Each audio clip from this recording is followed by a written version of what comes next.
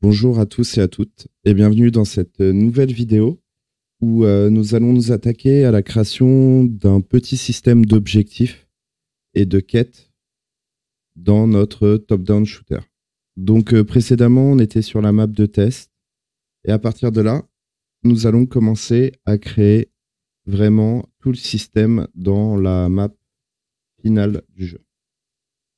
Donc pour ce faire, c'est très simple. Nous allons commencer à créer un nouvel acteur. Donc, nous allons aller dans Game Element. Et nous allons créer ce qu'on appelle une Trigger Box. Donc, pour ce faire, clic droit, Blueprint Class, Trigger, Trigger Box, Select. On va l'appeler PP Objectif.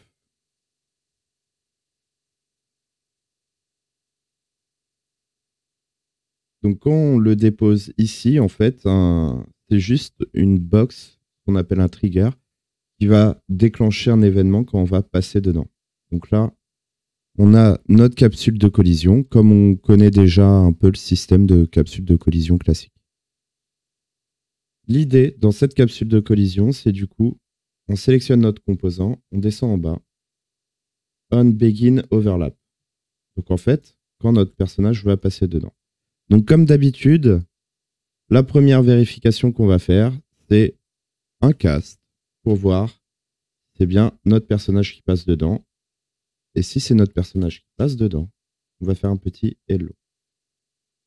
Là, je suis passé dans la box, on ne la voit pas, mais l'objectif a bien été mis en place. L'idée dans cette map, en fait, c'est de passer d'un objectif à un autre au fur et à mesure et de ne pas multiplier les objectifs. Donc là, par exemple, dans cette première salle, on va mettre une petite boîte qui va nous permettre de récupérer l'arme. Puis après, on pourra passer dans la deuxième salle où il faudra tuer des intelligences artificielles. Troisième salle, ouvrir quelques boîtes. Dernière salle, les deux types d'objectifs en même temps. Donc la première chose qu'on doit faire, c'est faire un suivi sur les objectifs. Où en est le joueur, etc. Donc là, si je fais play, vous voyez que ça fait bien l'événement. J'ai mis la trigger box en fait juste en dessous du player start. Comme ça, dès le début de partie, le personnage tombe au sol et génère l'événement. Donc, pour ce faire, on va créer plusieurs variables. On va créer une première variable qui est objectif. C'est un integer. Et ça va nous permettre de savoir si il est à l'objectif 0, 1, 2, 3, 4, 5, etc. De même, on a besoin de ces objectifs-là dans notre personnage en lui-même. Savoir où il en est. Donc je vais créer une nouvelle variable, current objectif. Hop, je fais un integer. De base, le current objectif, il est à 0. Donc on est entre guillemets au niveau 0. L'idée ici, c'est de dire, je prends le current objectif depuis mon cast,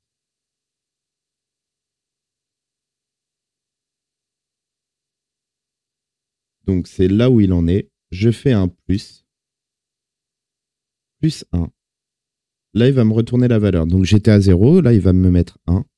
Et si cette valeur-là est égale à la valeur objectif qu'on a définie sur notre objet, branche,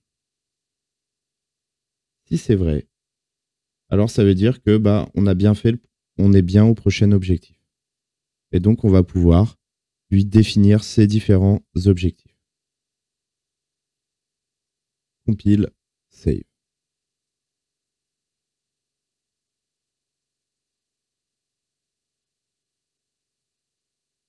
Donc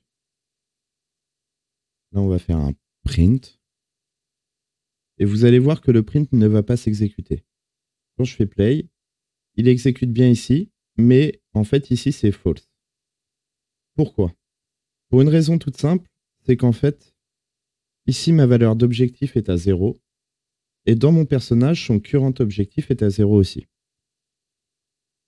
pour arriver à définir cette valeur-là dans le niveau directement, parce qu'on va placer plusieurs trigger box et on va changer cette valeur-là, on doit faire un instance éditable expose on spawn, compile save. Et du coup, là, si je sélectionne mon objet, ici, vous voyez que j'ai le objectif. Et là, je vais le mettre à 1. Quand je fais play, alors, hop, tac, attaque, plus 1 égale objectif. Si je fais play, j'ai enlevé le print. Je le rajoute. Si je fais play, on a bien le hello qui apparaît.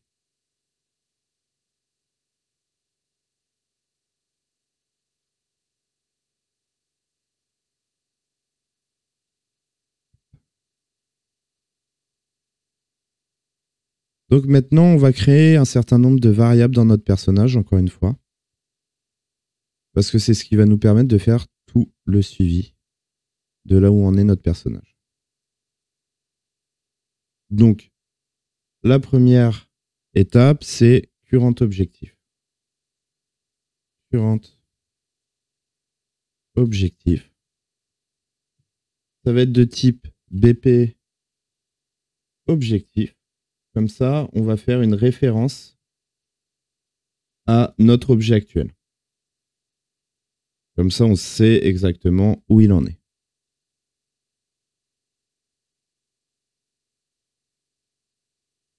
Excusez-moi, je me suis trompé. Hop, je supprime cette valeur. C'est sur le personnage qu'il faut faire ça. Current objectif. Bref. Pour dire que c'est une référence vers l'objet en lui-même. Compile, save. Et du coup, à partir de là, ce qu'on peut faire, c'est, si c'est true, ici, je vais juste prendre la valeur, la promouvoir de mon personnage, caractère, comme ça on va pouvoir la récupérer juste après. Si c'est true, je prends mon caractère, get, set current objectif ref. Et là, on va lui dire quel est l'objet. C'est l'objet sur lequel on vient de passer, self, c'est lui-même. Et hop, la valeur de current objectif en integer qui est sur mon personnage. Set current objectif. C'est la valeur qu'on a dans notre objet ici, objectif. Comme ça, il va passer de 0 à 1 et on a une référence à notre objet. Ici, on va aussi derrière. Alors, pour l'instant, on va pas faire encore de menu. On fera plus tard. On va devoir juste rajouter un certain nombre de choses. Alors, pour commencer, le premier objectif qu'on va vouloir créer, c'est les genres de petites boîtes à ramasser. Donc, on va créer un dossier.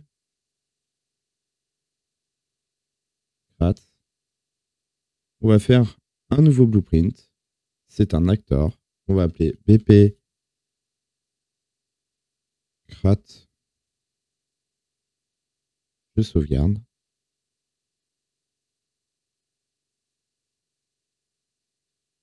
Et que va contenir mon BP crat? Deux choses. Une static mesh qui est un modèle 3D. Donc là, je vais aller chercher mon objet en lui-même. Donc l'objet de base, comme il a été fait aussi pour Unity, la taille est un peu petite. Donc on va agrandir son scale. On va passer à 55, 55, 55. Et on va lui appliquer la texture. Matériel, M. C'était pas celui-là, c'est le MI. Avec le petit cercle vert. Compile, save. Et la deuxième chose qu'on va faire, on va faire collision. Hop, on va la mettre là et on va grandement l'agrandir. Compile, save. Donc du coup, quand je pose ma boîte ici, l'avantage en fait, c'est que quand je vais passer, il va détecter mon personnage. Et du coup, quand je vais appuyer sur E, je vais pouvoir interagir avec cette boîte-là. Pour interagir, c'est très simple. J'ai mon personnage principal ici. je vais lui créer une nouvelle variable, crat in range, qui est de type, ici, variable type, bpcrat. OK? Ça va me permettre de sauvegarder si j'ai une boîte qui est autour de moi ou pas. Et donc là, dans mon blueprint, dans l'event graph, je vais aller chercher deux événements. Sur la sphère, je vais aller chercher begin overlap et je vais aller chercher end overlap. Sur le begin, je vais faire cast to bp main character. Je fais une promote to variable qui est Cara, comme on a fait juste précédemment. Et là, je vais prendre Cara, get. Je vais faire un set crat in range. En fait, pour définir la valeur dans mon personnage de cette boîte que j'ai autour de moi. Et ça va être self. Je vais sauvegarder mon objet actuel. Je vais sauvegarder cette boîte-là. Si j'en avais une seconde, c'est celle-là qui serait sauvegardée. À l'inverse, quand je end overlap, donc que je sors de ce cercle, je vérifie que Cara, je vais faire clic droit, convert to validate get, pour être sûr que Cara est valable, entre guillemets, a une valeur. Parce que des fois, le begin overlap peut légèrement galérer à sauvegarder le joueur. Donc pour éviter les messages d'erreur, comme on l'a déjà vu sur d'autres vidéos, on fait ça. On va lui faire un set crat in range. Et là, on va pas lui mettre de valeur pour lui dire tu n'as plus rien autour de toi. Je vais remettre la valeur de Cara à 0. Hop. Et je sauvegarde. Maintenant, on va aller vite fait dans les project settings pour ajouter une touche qui est la touche E, que je vais appeler use. E. Et comme ça, dans mon personnage directement, je vais faire un clic droit, aller chercher use. Et quand j'appuie sur E, on va juste faire déjà une première chose. Convert to validate gate. Et je vais faire deux prints. Print valide. Print not valide. Pour dire est-ce qu'il a une valeur ou pas de valeur. Comme ça, on va débugger au fur et à mesure et ça va me permettre de vous montrer vraiment comment ça fonctionne. Donc là, si je fais E, il me dit not valide. Si je rentre ici, que je fais E, il me dit valide. Donc il détecte bien cette caisse. Si je ressors, not valide. Donc une fois que cette caisse est valide, en fait, rien de plus simple. On va appeler un événement qu'on va créer nous-mêmes. On va faire un événement custom event open crat. Et là, on va juste faire print crat is open. Juste pour vous montrer. Et dans mon main caractère, si c'est valide, je vais faire crat open. Encore une fois, maintenant, ça fait quand même un certain nombre d'heures qu'on voit une reel entre les premières vidéos sur le platformer et cette vidéo-là. Donc, je me permets d'aller un peu plus vite pour accélérer, pour pas que les vidéos durent beaucoup trop longtemps et que ça soit trop lourd à comprendre. Si jamais vous avez des problèmes, n'hésitez pas à voir et revoir les vidéos. Donc là, hop, je fais E, ça me fait rien. Si je vais dans la range de mon personnage, de ma boîte, je fais E, crat is open. Donc déjà, on a la première étape. Maintenant, la réalité, c'est qu'en fait, on veut deux types de boîtes. Donc ça, on va l'enlever. On va garder ce custom event. Et on va créer deux types de boîtes. Et c'est ce qu'on appelle des enfants en blueprint. On va dans Game Element, Crat. Je fais un clic droit sur mon blueprint. Create Child Blueprint Class. Le premier, je vais l'appeler BP Weapon. BP Crat weapon. Donc en fait, c'est la première boîte qu'on va avoir qui va nous permettre d'équiper l'arme. Le deuxième, je reprends le BP Crat, Create Child Blueprint, et je vais l'appeler BP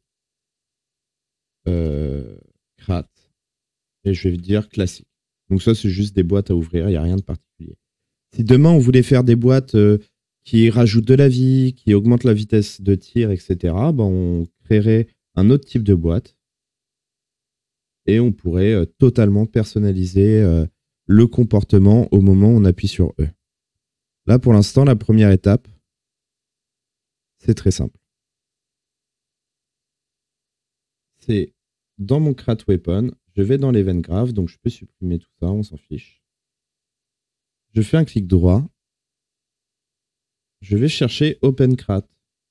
Et en fait, je ne sais pas si vous vous rappelez, dans le premier, on a créé un custom event vide. Et en fait, là, on va pouvoir personnaliser le comportement suivant quel type de boîte je vais ouvrir. Donc là, je vais chercher le event Open Crat. Et du coup, si je fais là, print string, weapon, compile, save, play. Et là, du coup, si je fais E, alors attendez, parce que du coup, ça, c'est un BP Crat classique. Je vais le remplacer par mon weapon. Je fais E. Il me met bien weapon. Donc, ça marche déjà bien.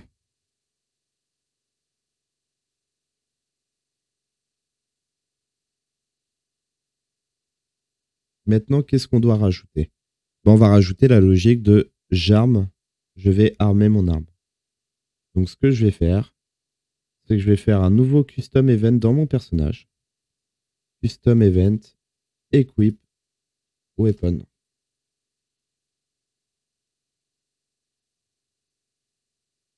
Et dans mon equip weapon, c'est très simple. Je vais aller faire spawn mon arme, comme on a fait pour les projectiles. Donc, spawn actor from class.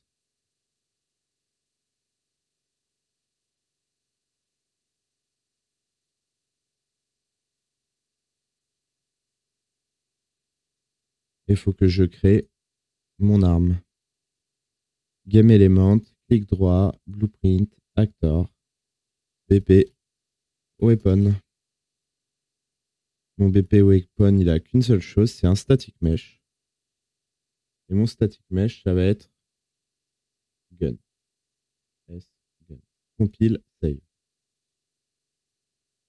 Et du coup, dans mon personnage principal, je vais aller chercher weapon, donc l'arme. Le spawn transform, je vais faire un get actor transform. Donc, pour le faire spawn à peu près là où est le personnage, je vais lui dire un always spawn in your collision.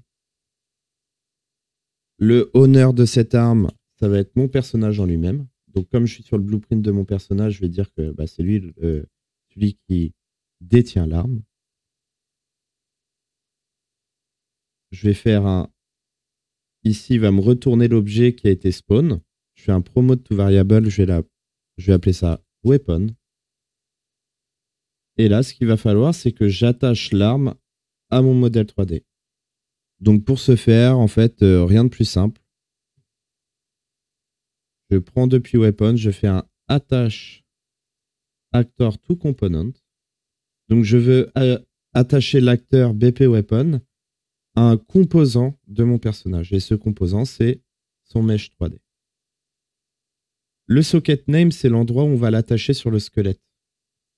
Donc, on l'avait déjà vu précédemment, mais je vous le remonte très rapidement. Un squelette, c'est constitué d'os, qu'on appelle des bones. Donc, on peut les voir là. Show. Tac, tac. Alors, où est-ce que c'est? Caractère, bones.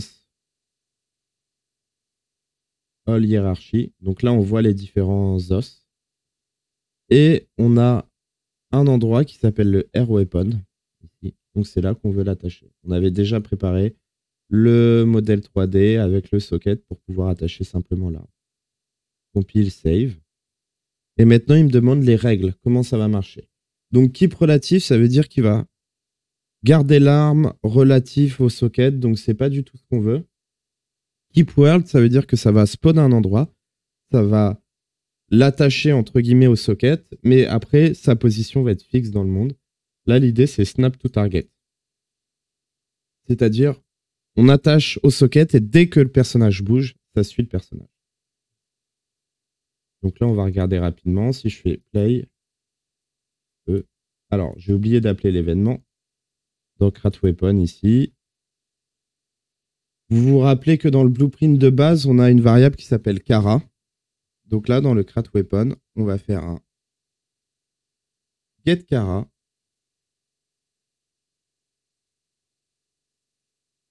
Equip Weapon. Et on appelle l'événement. On fait un play. Et là, si je fais E, on voit qu'il m'équipe bien l'arme. Après, on a un autre souci. Vous voyez que mon personnage, alors j'ai du mal à le déplacer, il part dans tous les sens. C'est pour une raison. C'est que je vais rajouter cette arme ici. Et cette arme a des collisions. Ce qui fait que du coup, la physique d'Unreal va faire qu'il va y avoir une friction entre le modèle 3D du personnage et son arme.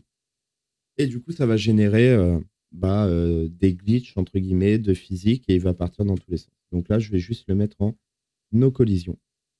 Si je fais play, voilà. On est bien. L'arme a bien été attachée à mon personnage, suit totalement tous ses mouvements. Donc là, c'est pour vraiment la première partie pour équiper l'arme. Et ce qu'on va faire aussi, c'est qu'on va mettre à jour l'objectif. Pour mettre à jour l'objectif, il va falloir qu'on retourne sur notre acteur ici. BP objectif. Je vais l'ouvrir. Et dans mon BP objectif, on va devoir créer un système pour faire le suivi des objectifs. Donc, je vais faire clic droit, je vais créer un custom event que je vais appeler update tracking. Parce qu'en fait, on va traquer où il en est dans la quête, dans l'objectif. Et donc, pour mettre à jour cet objectif, ce qu'on va faire, c'est qu'on va créer un certain nombre de variables. On va faire un plus, on va faire objectif completed. Donc, le nombre d'objectifs qu'on a fait. On va faire une deuxième variable qui va être objectif to complete. Donc, les objectifs qu'il faut compléter. L'objectif to complete, ça va être de type actor. Et là, vous voyez que on ne veut pas faire une liste, on va faire ce qu'on appelle un array. C'est un tableau. Faut voir ça comme un tableur Excel avec des lignes. Et comme ça, on peut mettre plein d'objets dans cette liste. Donc, pour faire un tableau, on clique sur le petit rond à côté. Et au lieu d'avoir ce petit trait-là, single variable, on va prendre un array. Compile, save. Et là, on va prendre notre tableau. On va aller chercher la longueur de ce tableau-là. Donc, en fait, combien de lignes il y a. On va prendre notre valeur de objectif complete, où j'en suis dans mes objectifs.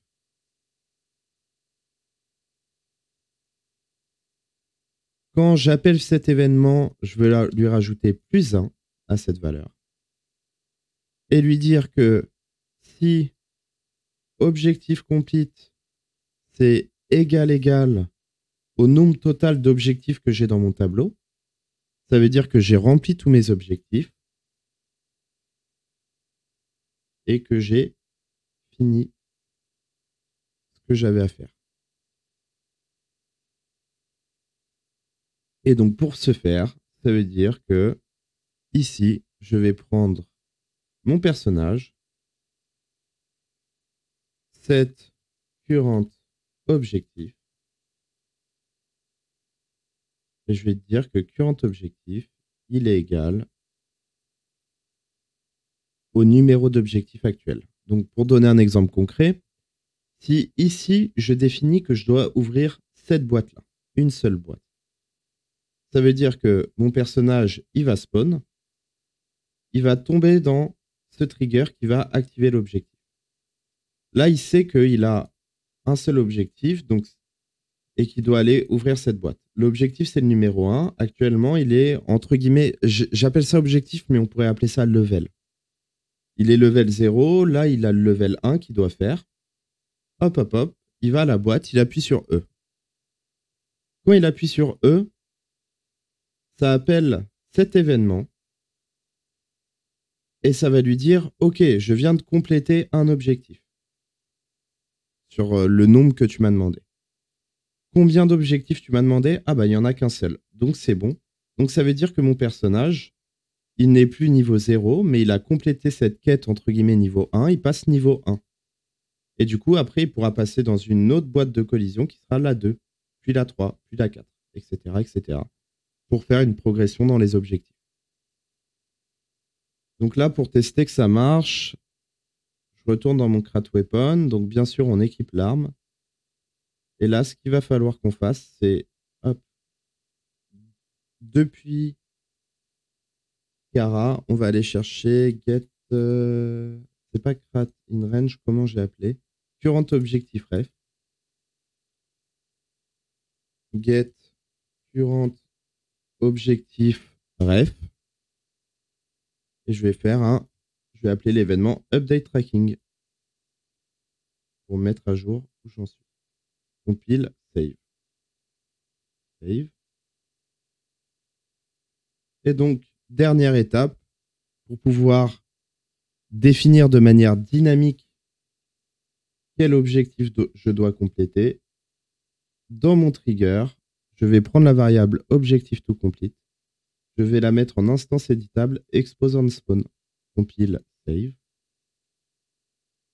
Et là, quand je sélectionne mon trigger, on voit que j'ai un truc objective to complete. Je peux mettre un petit plus. Et là, si je regarde, j'ai la liste de tout ce qu'il y a dans la map.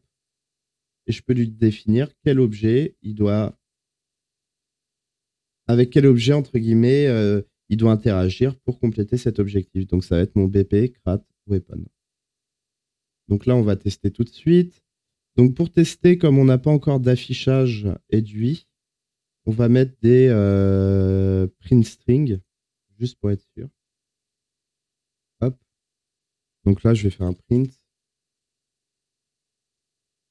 OBJ complete pour dire que l'objectif est complété. Et là, print string append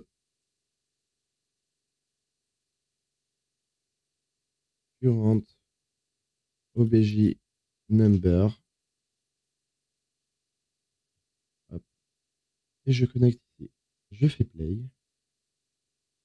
Et là, j'appuie sur E. Objectif complete, etc. Si j'avais mis une deuxième boîte, alors je vais vous en mettre une autre. Bon, normalement, on ne devrait pas faire ça, mettre plusieurs boîtes d'armes, parce qu'en fait, il va faire spawn encore une autre arme, les unes au-dessus des autres. On va pas le voir réellement au niveau de l'œil, mais en fait, il va les faire spawn les unes au-dessus des autres. Et que ici, dans mon objectif, dans mon tableau, je vais rajouter deux autres lignes, et je vais prendre le BP Crat 2 et 3, play. Je fais E. Donc là, il m'a pas mis le message comme quoi mon objectif est complété. E et E. Alors attendez, voilà. Objectif complete. Juste pour être sûr que ça marche bien dans mon Crat ici, je vais juste faire un print à chaque fois que j'ouvre une boîte. Donc là, j'ouvre la première, la deuxième. J'ai bien Hello qui s'est remis. Celle-là ne veut pas. Voilà, la troisième. Parfait. Compile, save. Hop. Hop. Je supprime ces deux objets. Je vérifie que ici dans mon tableau, j'ai enlevé ces valeurs-là. Delete, delete. Save, save. Donc là, c'est un des objectifs. C'est sympa, mais en fait, c'est pas spécialement ce qu'on veut. On veut deux types d'objectifs. On veut soit on doit tuer des adversaires, soit on doit ouvrir des boîtes. Donc pour ce faire, je vais aller dans Core, je vais créer un nouveau dossier que je vais appeler enums. Alors, c'est un nouveau type de blueprint que je vais vous montrer. Donc, vous allez dans clic droit blueprint enum, les énumérateurs. Donc, je vais appeler ça E, type of object. Donc là, quand je l'ouvre, il est totalement vide, il n'y a rien. Je vais cliquer sur New, je vais mettre deux lignes, et ça va être Open Crat, Kill, AI. Ça va me permettre de créer en fait une variable qui peut prendre ces deux valeurs. Donc, automatiquement, dans cet objet-là, il faut que je définisse quel type d'objectif c'est. Donc, je vais créer une variable. Objectif type.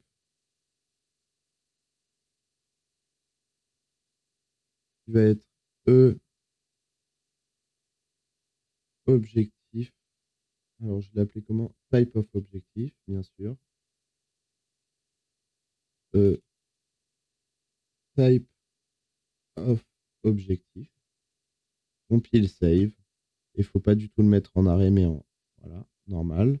Instance éditable exposant spawn. Comme ça, dans mon level, je lui dis par exemple objectif type open crat.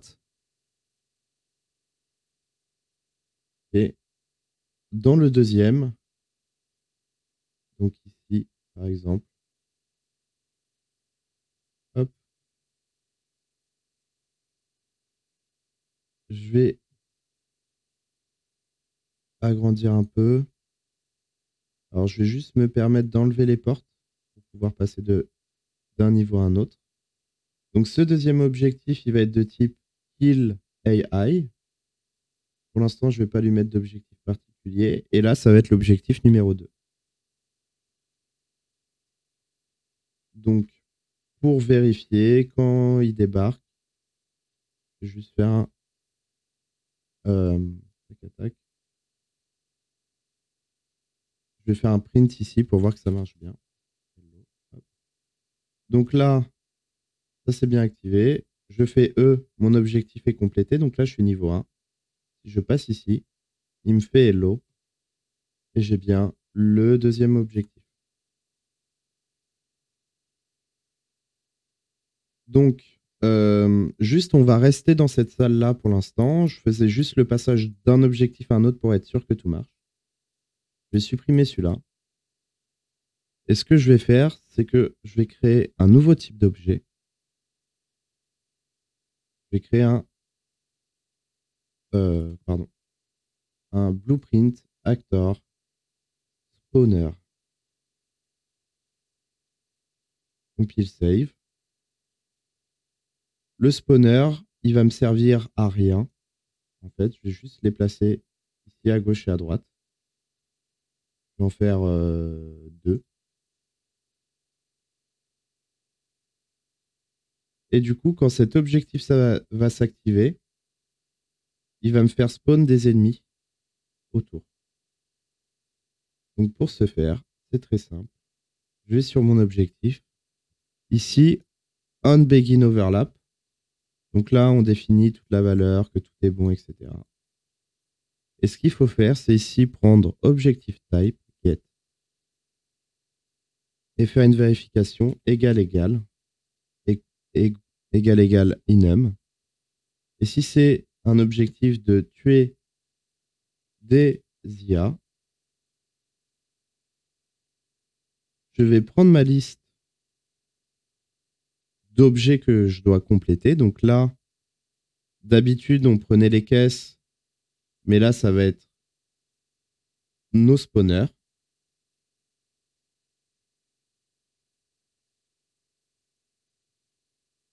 Je vais faire un for each. Un for each, c'est quelque chose qui va parcourir le tableau valeur après valeur. C'est une boucle. Donc, si on prend un exemple concret, Hop. Vous avez un tableau comme un tableur Excel avec valeur 1, valeur 2, valeur 3, valeur 4. Et le for each, il va faire, hop, il va aller chercher la valeur 1 ici, juste là. Puis il va passer à la valeur 2, hop. Puis il va passer à la valeur 3, hop. Puis ici, etc., etc. Et comme ça, en fait, ça va nous permettre pour chaque valeur du tableau d'exécuter une fonction. Hop. Donc, cette fonction, on va la créer dans notre spawner ici. Clic droit, Custom Event,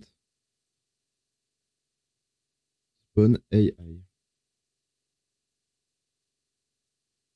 Spawn Actor from Class, BP AI Main. Je dis d'essayer d'ajuster la localisation, mais de toujours spawn si jamais l'objet est mal placé. Get Actor Transform. Compile, save. Donc on va voir déjà si le spawn va marcher. Donc là, je dis sur chaque objet, spawn. Je l'ai appelé comment? Spawn AI.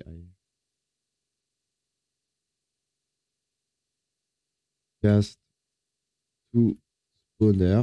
Parce que bien sûr, pour récupérer ma fonction, il faut que je fasse un cast avant. Encore une fois, il y a d'autres méthodes, les blueprints, interfaces, etc. Mais je pense qu'il y a déjà énormément de contenu dans cette vidéo et de choses qui sont complexes, qui vont prendre du temps à appréhender. Donc, j'ai décidé de le faire un peu moins propre en faisant des casts à pas mal de niveaux. Mais on verra dans d'autres vidéos plus tard comment faire les blueprints interfaces.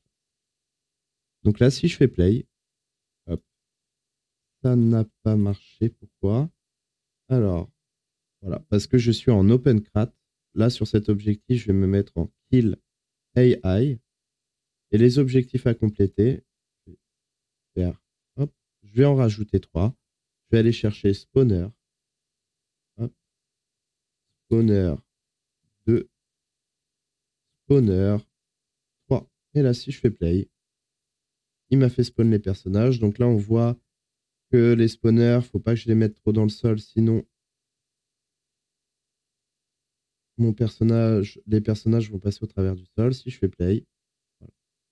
On a nos 3 IA. Le problème, c'est que les IA, on dirait qu'elles sont pas activées. Qu'elles veulent pas m'attaquer, entre guillemets. Donc c'est très simple, il n'y a pas d'erreur de notre part. Si on regarde hop, le behavior tree, donc je le mets là et là, que je fais un play ici, vous voyez qu'ils veulent bien aller chase mon joueur. Le problème, c'est qu'en fait, ils n'arrivent même pas à arriver à cette étape-là, comme s'il y avait une erreur derrière. Quand j'arrête de jouer, il ne me met aucun message d'erreur. En fait, l'erreur est très simple. C'est que dans ce niveau, on n'a pas mis de bound, nav mesh bound volume.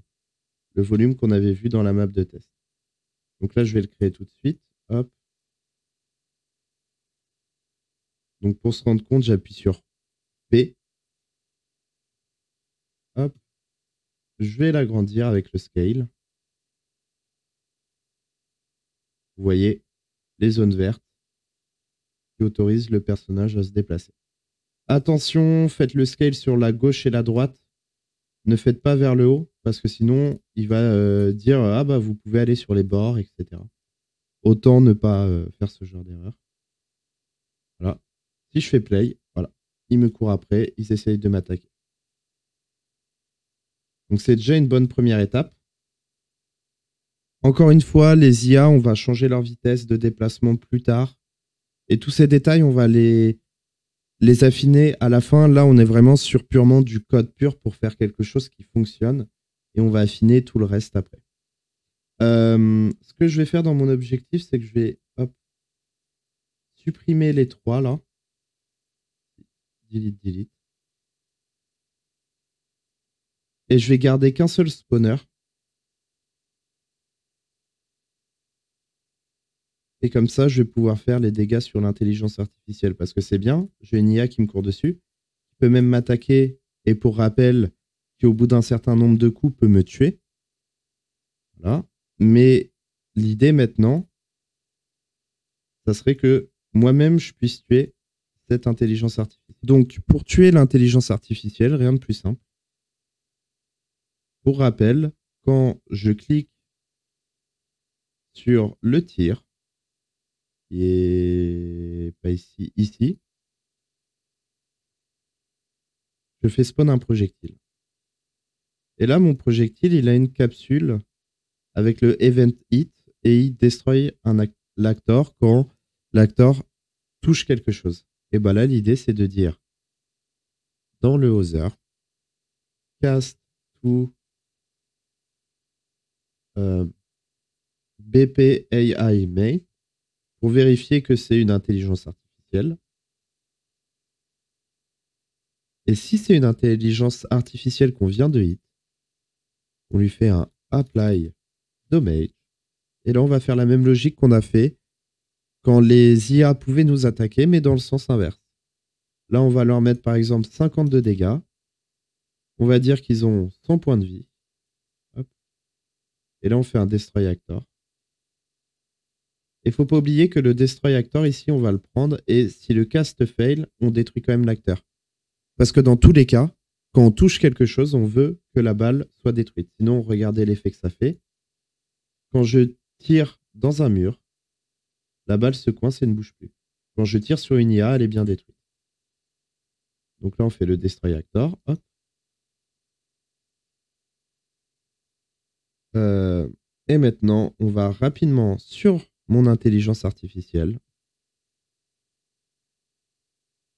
On fait un clic droit. Event, any damage. Quand je prends des dommages. Et là, on va créer les valeurs dont on a besoin. Current. Alors, j'ai dit life la dernière fois. C'est mieux de mettre health. La vie. Et max health. Donc, le max, on va le mettre à 100. Comme ça, en 2 balles, je tue l'adversaire. On va aller chercher. On va faire un clic droit. Begin play. Comme ça, quand il spawn, on va initialiser le fait que sa vie actuelle, c'est égal au maximum de vie qu'il peut avoir. Et quand il prend des dommages, on prend sa vie actuelle. On fait moins les dommages qu'il prend. On prend vie actuelle, on le met en 7. Hop, hop. Et si ça, c'est inférieur ou égal à 0, branche, on va faire un destroy actor. Hop, hop. Play. Ah. Tac. Alors, qu'est-ce que j'ai fait? Current health à 0. Max. Ah, j'ai mis à 10, donc c'est normal. En une balle, je tue l'adversaire. Là, une. Je suis pas très doué. Alors. 2. Compile save. Donc j'ai bien tué l'adversaire. Maintenant, c'est intéressant, mais en fait, encore une fois, l'idée c'est de faire un suivi d'objectif. Donc là, on a fait le spawn. Et là, on doit faire un update tracking. Et donc pour ce faire, ce qu'on doit faire, c'est quand je tire, avec mon projectile, quand je touche, on va lui dire que celui qui cause les dommages. Alors attendez, avant de faire ça, il faut faire une vérification. Voilà, quand je fais spawn mon projectile, je lui dis que owner et instigator, c'est mon personnage en lui-même. C'est lui qui est en charge de faire spawn l'arme. Et du coup, comme ça, dans mon arme,